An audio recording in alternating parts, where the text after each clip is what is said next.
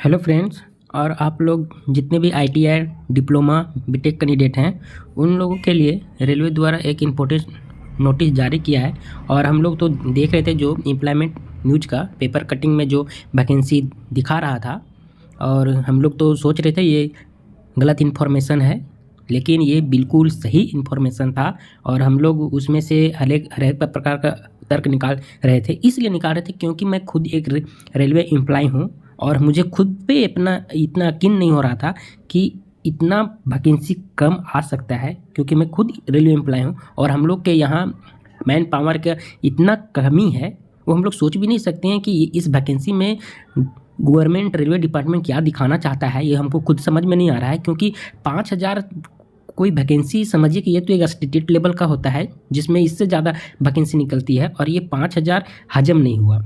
और पता नहीं, ये तो हमको समझ से बाहर है। और इस ऐसी स्थिति में जहाँ पे स्टूडेंट का एक ही आस में लगा रहता है कि सबसे बड़ा सिलेक्शन का जरिया है रेलवे, जिसमें से सभी डिपार्टमेंट है, ग्रुप डी से लेकर के LP technician, JE, station master, goods guard, जितने भी हैं ऊपर का लेवल का जितने भी हैं, सबसे अधिक वैकेंसी रेलवे देती है। और इतना कम वैकेंसी दी है, मुझे तो खुद अपने आप पर भरोसा नहीं हो रहा है। तो हमने इसके बारे में तहकीकात करते हुए ये नोटिस को हमने वहाँ से निकाला, और ये नोटिस रेलवे के वेबसाइट पे अपलोड कर दिया गया है, जिसमें ये दिखाया गया है, आप लोग खुद देख सकते हैं ये नोटिस नंबर। क्योंकि जो पिछला बार जो वैकेंसी आया था वो सेम ऐसा ही वाला पेपर में था। आप लोग को याद होगा, जितने भी जो पहले एग्ज़ाम दिए हैं रेलवे का, उन लोग को याद होगा कि सेम यही पोजीशन में हम लोग का था और सेम अभी ऐसा ही में दिया गया है। सिर्फ यहाँ अंतर ये है कि इसमें से टेक्नीशियन का पोस्ट को ऐड नहीं किया गया है, सिर्फ इसमें ऐड किया गया है एलएपी का। तो हम लोग देख रहे हैं CN नंबर 1/2024, यानी कि ये नोटिस 100% सही है। ये नोटिस जो है वो फेक नहीं है। ये नोटिस आपको जानना होगा कि फेक नहीं है। तो हम लोग आगे इसके बारे में चलते हैं। देखिए यहाँ पे है, एलएपी का है, सिर्फ ये असिस्टेंट लोको पायलट का निकाला गया है। अब इसमें से हम लोग को यहाँ पे देखना है, ये लिखा हुआ था एम्प्लॉयमेंट नोटिस, जो न्यूज आया था एम्प्लॉयमेंट न्यूज, उसमें से ये था, इतना सा था। लेकिन ये इसी का अंतर है, आप यहाँ देख सकते हैं centralise employment notice CN 1/2024 requirement assistant loco pilot, इसका मतलब टेक्नीशियन का आना है। और ये ओपनिंग डेट है जनवरी, 20 जनवरी से ये ओपनिंग है, यानी कि आज हो गया 19 जनवरी। तो समझिए कि ये 20 कल से यानी ये फॉर्म स्टार्ट हो जाएगा। और लास्ट डेट है 19 फरवरी, ये भी देखिए, यानी 1 महीना का टाइम इसमें दिया गया है भरने के लिए। और आप लोग को सभी को पता है कि अभी तक जितने भी फॉर्म आते हैं सभी में कुछ कुछ रहता है सुधार के लिए, वो यहाँ पे दिया गया है। उसके बाद यहाँ पे ये हम लोग को पता है कि एलएपी का जो लेवल होता है ये लेवल 2 का है, और इसका ग्रेड पे होता है 1900 ग्रेड पे होता है। ये भी आप लोग को पता ही होगा, 1900 की इसका बेसिक सैलरी स्टार्ट होता है 19,900 से 900। मेडिकल इसका A1 होना चाहिए। और यहाँ एज आप देखिएगा लिया है 1/7/2024 को तक, यानी कि 1 जुलाई 2024 तक 18 साल या 30 साल होना चाहिए। और वैकेंसी क्या बोले, हमको तो खुद ख़राब लग रहा है, इतना कम वैकेंसी कैसे निकाला है ये तो खुद हमको नहीं पता है। 5,696 पोस्ट है। अब ये हम लोग को तो यहाँ सभी देख लिए होंगे कि इंस्ट्रक्शन है, देख लीजिए इंस्ट्रक्शन है, मेडिकल टेंडर है, जितने भी दिया गया है। इतना तो पढ़ने का टाइम नहीं है, इसको आप लोग वेबसाइट में जा करके इसको आप लोग अपलोड कर दिया गया, वहाँ से डाउनलोड करके अच्छा से इसको रीड कीजिएगा। इंस्ट्रक्शन दिया गया है, जनरल इंस्ट्रक्शन है, सारा चीज़ है इसमें। Right to appointment, posting, free train travel जो एग्ज़ाम के लिए देता है SC ST के लिए, वो दिया गया है। उसके बाद थोड़ा सा जानकारी यहाँ पे हम देना चाहेंगे कि मेडिकल A1 होता क्या है। A1 होता क्या है, A1 के अंतर्गत इधर तो फिजिकल फिटनेस तो चाहिए ही, उसके बाद यहाँ जो होता है आँख का जो आई होता है रेलवे के लिए वो होना चाहिए 6/6 विदाउट ग्लास। ग्लास नहीं यानी कि चश्मा लगा करके नहीं होना चाहिए, वो 6/6 है। और विजन होता है नियर विजन कितना होना चाहिए विदाउट ग्लास का।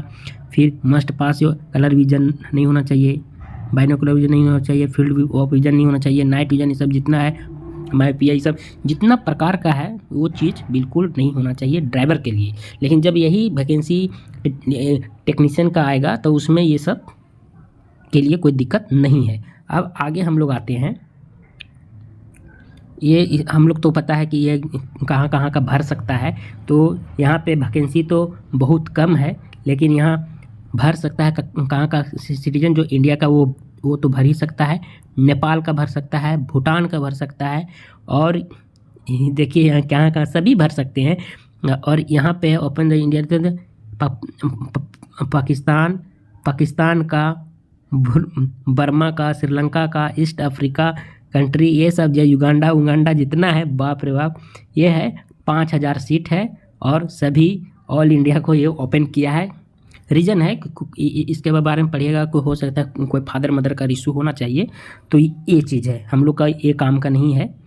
अब हम लोग यहाँ देखना है कि एज सबसे हम लोग का इम्पोर्टेंट होता है। एज यहाँ पे उम्र देखिए, यहाँ पे 18 से 30 साल लिया गया है, जो हर एक मतलब कि नोटिफिकेशन में ऐसा ही सेम रहता है। और इसके ऊपर OBC SC और ST का छूट मिलता है। तो हम लोग जानते हैं कि OBC का 3 साल का रहता है और SC ST का 5 साल का रहता है। हम लोग इसके बारे में सभी पहले से ही हम लोग जानते हैं। तो यहाँ पे ये कंप्लीट हो गया, ये कंप्लीट हो गया। अब एक सर्विसमैन जो है उसके लिए है यहाँ पे EWS के लिए 3 साल है, OBC के लिए 6 साल है और SC ST के लिए 8 साल है, जो एक्स सर्विसमैन है। अब यहाँ पे वैसा ही है, जो होने के बाद कितना एज होगा ये चीज़ है, इसमें से हम लोग को काम का चीज़ नहीं है। अब यहाँ इम्पोर्टेंट है हम लोग के लिए, यहाँ पे इम्पोर्टेंट हम लोग को एग्जामिनेशन फ़ी, यहाँ पे एग्जामिनेशन फ़ी हम लोग के लिए इम्पोर्टेंट है। यहाँ पे देखिए 500 रुपया यहाँ लिया जा रहा है, और उसके बाद रिफंड कब होगा, deducting bank charge appearing first CBT, यानी कि आपको मतलब ये 500 अभी लिया जाएगा और 500 का जो रिटर्न होगा वो 400 रिटर्न होगा। लेकिन इसका इसका कारण, इसका भी एक रूल है कि आपको CBT 1 में बैठना होगा। CBT 1 का एग्ज़ाम आप बैठिएगा तो ये पैसा रिटर्न होगा, अन्यथा रिटर्न नहीं होगा। तो उसके लिए है। और SC ST फीमेल के लिए जितना भी है, ट्रांसजेंडर वगैरह EBC, ये सब के लिए यहाँ पे है 250 रुपया, और जनरल और OBC के लिए यहाँ पे है 500 रुपया, ये हमारा लगेगा। अब आगे हम लोग देखते हैं, आगे हम लोग के लिए इम्पोर्टेंस क्या है। इधर है पेमेंट कैसे करना है, उसके लिए है, कोई इधर वैसा नहीं है। और यहाँ पे ये इम्पोर्टेंट है जो EBC के अंतर्गत आते हैं। तो यहाँ है इनकम इज लेस देन, यानी कि आपका फैमिली इनकम 50,000 से कम होगा तो आप EBC का जो सर्टिफिकेट बनवाएंगे, ये फाइनल सिलेक्शन होने के बाद ही आपको EBC देना पड़ता है, लेकिन आपको 50,000 से कम का एनुअल इनकम वहाँ शो करना होगा। ये बाद की बात है, जब एग्ज़ाम निकलेगा तब। अब फिर आगे हम लोग आते हैं, जो रिफंड ऑफ एग्जामिनेशन फ़ी है, जो रिफंड होगा, तो उसके लिए हम तो पहले बता देंगे CBT एग्ज़ाम 1 देना होगा, उसके बाद रिफंड होगा, ऐसे नहीं होगा। अब आगे और हम लोग देखते हैं, सभी ये रूल है, इसको आप लोग को पढ़ना होगा क्या क्या है। ऐसे तो हमने आज तक कभी हम भी नहीं पढ़े थे, और उतना पढ़ने का किसको ज़रूरत है। पहले तो एग्ज़ाम निकल जाए, एग्ज़ाम निकलने के बाद रूल अपने आप खुल जाता है। अगर यदि आप रेलवे में यही सिस्टम है भाई, जो अगर यदि आपको जॉब इसमें लग जाती है तो आपको प्रॉब्लम कभी नहीं होगी। यानी कि आप कितना बार देखते हैं कि इसको थोड़ा सा डॉक्यूमेंट में ये हुआ तो उसको बाहर कर दिया, ऐसा नहीं होता। रेलवे आपको पूरा मौका देती है, 1 महीना 2 महीना 3 महीना पूरा मौका देती है आप डॉक्यूमेंट का इशू के लिए, लेकिन आपको जमा करना होगा। अन्यथा आप जब अपने तरफ से ही सरेंडर कर दोगे तो फिर वो आपको रिफ्यूजी साबित करेगा, ऐसे नहीं करेगा। ये है CBT फर्स्ट होगा, देख लीजिए। उसके बाद CBT 2 होगा, ये तो हम लोग जानते ही हैं। इसमें सिलेबस भी देख लीजिए, मैथमेटिक्स और रीजनिंग है, जनरल साइंस है, करंट अफेयर है, ये सब है। उसके बाद सेकेंड का देखिए, जो सेकेंड होगा वो यहाँ देखिए 15 टाइम्स अब नंबर, मतलब कि 15 गुना बुलाया जाएगा CBT 2 के लिए। उसके बाद इसमें पार्ट A पार्ट B ये क्वेश्चन होगा, ड्यूरेशन होगा 2.5 घंटा दोनों, और टोटल क्वेश्चन 175 नंबर का होगा। यानी कि आप लोग को हम बता दूं कि आपको 100 नंबर का, यहाँ देखिए, यहाँ आके देखिए, यहाँ पे देखिए, सिलेबस का पैटर्न हम लोग को जानना बहुत ज़रूरी है। अगर यदि आप एग्ज़ाम दे रहे हैं तो सिलेबस का पैटर्न जानना बहुत ज़रूरी है। तो यहाँ देखिए पार्ट A और पार्ट B हम लोग को पता है, और आप अगर यदि आप दिए होंगे, क्योंकि हमने तो दिया था तो हमको बखूबी से पता है और हमने निकाला भी है। तो यहाँ पे देखिए पार्ट A का 100 रहता है क्वेश्चन, ये भी आप जानते हैं, और पार्ट B का 75 रहता है। तो इसमें हमारा कितना आया था मैं अगले वीडियो में बताऊंगा कैसे तैयारी करना है, ये मैं सारा चीज़ आपको बताता रहूँगा। तो आप इसमें देख लीजिए जो 90 मिनट का और पार्ट B 60 मिनट का, इसमें आप लोग को कन्फ्यूजन ये होता होगा कि एग्ज़ाम कैसे लेगा। तो एक बार में आप अंदर जाइएगा तो दोनों पहले होगा पार्ट A, साथ में एग्ज़ाम हो जाता है, 100 नंबर का एग्ज़ाम होगा पहले, उसके बाद इसके ये एग्ज़ाम होने के बाद उसके बाद होगा पार्ट B। इसमें जो टोटली क्वेश्चन है वो आपके टेक्निकल से रहेगा। जैसे कि आप इलेक्ट्रिक का कैंडिडेट है, इलेक्ट्रिक होगा, आप फिटर का कैंडिडेट है, फिटर होगा, और डिप्लोमा में इलेक्ट्रिकल हैं या मैकेनिकल हैं तो उससे होगा, बीटेक हैं कि हमें, मतलब अपना ब्रांच पेपर जो आप लीजिएगा उसी से यहाँ पे होगा। अब आगे यहाँ पे देखते हैं, उसके बाद यहाँ कोई है नहीं, लेकिन आपको इतना लाना है तो इसका तो इशू ही नहीं है, क्योंकि इतना तो सभी लाते हैं। अब आगे हम लोग को ये देखना है कि इसका सिलेबस है, यहाँ पे मैथ का, जनरल अवेयरनेस का, सभी का सीरियल वाइज से दिया हुआ है। उसके बाद पार्ट B देख लीजिए, ब्रांच पेपर है सभी का, यहाँ इलेक्ट्रिक सभी प्रकार, सभी ITI कोर्स का है और डिप्लोमा कोर्स का है। यहाँ पे देख सकते हैं फिटर है और ट्रैक्टर मशीन है, ये सब जितना है, डीजल है, सब मशीनिस्ट है, ये सब है। तो ये फिटर, मशीनिस्ट, टर्नर, वेल्डर, जितने ये आते हैं मैकेनिकल के अंतर्गत, ये सभी के लगभग सभी का पैटर्न एक ही रहता है। फिटर कहीं जैसा रहता है, ये फिटर जनरल फिटर के अंतर्गत आता है। इसमें सभी क्वेश्चन ही रहता है, इसमें कोई किसी को कोई तकलीफ नहीं होगा। अगर यदि ऐसा ज़रूरत पड़ेगा तो मैं फिटर के लिए पढ़ा सकता हूँ, इसमें टेंशन नहीं है। ये हो गया। उसके बाद यहाँ पे आप लोग देख सकते हैं नेगेटिव तो मार्किंग होगा, ये भी आप सभी जानते हैं। अब आगे चलते हैं, यहाँ पे सभी RRB का दिया हुआ, इसका मतलब ये हुआ कि कोई एक RRB का वो नहीं है, सभी RRB में 5000 वैकेंसी को ये डिवाइड करेगा। अब कैसे करेगा भाई, ये तो सोचने वाली है। सभी RRB को कितना कितना मिलेगा, 25, 30, 50 इस तरह करके सभी के खाते में आएगा, ये तो हम अभी बोल नहीं पाएंगे, लेकिन आगे हम बता रहे हैं कि कितना है। अब इसमें देखिए इसका LAP का, और इधर है इसका क्वालिफिकेशन, ये सब देख लीजिएगा। इसमें से एक भी कोई आपको फॉलो करता है तो आप इसको भर सकते हैं।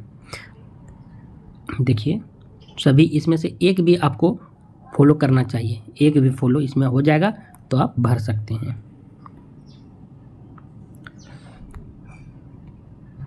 अब यहाँ से हम लोग देखते हैं जोन वाइज, इसका वैकेंसी देखते हैं जोन वाइज। सबसे पहले हम लोग देखते हैं अहमदाबाद के। अहमदाबाद में देखिए कितना है, UR में है 95 है, SC में 37 है, ST में 17 है, OBC में 65 है, EWS में 24 है और टोटल पोस्ट 238 है। एक सर्विसमैन के भी 24 है। और अजमेर में है 86 पोस्ट है। एसी का 32 है। ये है सभी, और ये सब आप लोग देख सकते हैं। सबसे अधिक पोस्ट बिलासपुर का है, जो यहाँ देख सकते हैं 1192 पोस्ट है, जो सबसे अभी तक अधिक हमको नज़र आया है 1192। अब आगे देखते हैं। देखिए सभी का 1192 देख लिए। चंडीगढ़ में 66 पोस्ट है। चेन्नई में 148 है। गुवाहाटी में 62 है। ये सब देखते देखते अब मैं बताता हूँ कि कोलकाता के बारे में बताता हूँ। कोलकाता मालदा, ये समझिए कि दोनों ऐड है, क्योंकि हमारे एलएफपी टेक्नीशियन जो है, जो वहाँ भी सेलेक्ट हुए हैं, वो यहाँ भी दिया है, यहाँ का वहाँ दिया है। तो इसके मतलब ये हुआ कि ये दोनों कमांड है। आप लोग इसी में भरिएगा तो सुविधा होगा, क्योंकि यहाँ से अगर यदि वैकेंसी खाली रह जाता है तो ये उठा के मालदा को दे देता है और मालदा कोलकाता को दे देता है। तो यहाँ पे आप लोग देखिए कोलकाता में ER और ACR यहाँ पे अच्छा खासा है, यानी 350 का लगभग है। मालदा उला मिला के लगभग 500 का है। अच्छा ही खासा है सीट। मुंबई में भी अच्छा खासा सीट है। उसके बाद हमको सबसे फिर लगा सिकंदराबाद में भी अच्छा खासा सीट है। उसके बाद तो सभी 45, 46, 241 एक है। प्रयागराज, सिलीगुड़ी, ये सब है। अब ये चीज़ है, इसको अच्छे से आप लोग देख लीजिएगा। पोस्ट वाइज है और आपको जहाँ भरना होगा। अब यहाँ पे आता है कि टोटल जनरल का सीट है, वो यहाँ पे देख लीजिए। और SC ST ये सब का है सीट है, टोटल आ गया है। ये था टोटल। ये तो एग्ज़ाम निकालने के बाद ये चीज़ का ज़रूरत पड़ती है, क्योंकि ये हमने निकाल के नहीं रखा था, जिसके चलते हमको प्रॉब्लम थोड़ा हुआ था। फिर से ये फॉर्मेट को हमको निकलवाना पड़ा था। तो ये चीज़ है, बाद में इसका है, ये मेडिकल का है, बनाना पड़ता है। तो ये सारा आप लोग को समझ में आ ही गया होगा, क्योंकि ये तो वैकेंसी बहुत कम है। और आगे का जो होगा अपडेट हम बताते रहेंगे, क्योंकि मैं इससे जुड़ा हुआ आदमी हूँ। तो मुझे भी भरोसा नहीं था कि इतना कम वैकेंसी देगा, लेकिन अब इसके बारे में कुछ कहा नहीं जाता है, क्योंकि ये नोटिस अब निकल चुकी है। तो इस पे अगर यदि आप लोग ट्रेंडिंग करते हैं, आवाज़ उठाते हैं, तो ये वैकेंसी बढ़ सकती है। कम से कम बढ़ने के बाद ड्राइवर का 20,000 प्लस हो सकता है बढ़ने के बाद। तो ये अच्छा खासा सीट हो जाएगा। फिर आप लोग को लड़ने के लिए अच्छा खासा सीट है और लेने के लिए। तो इतना अब डिटेल में बता दिया हूँ। तब तक के लिए जय हिंद।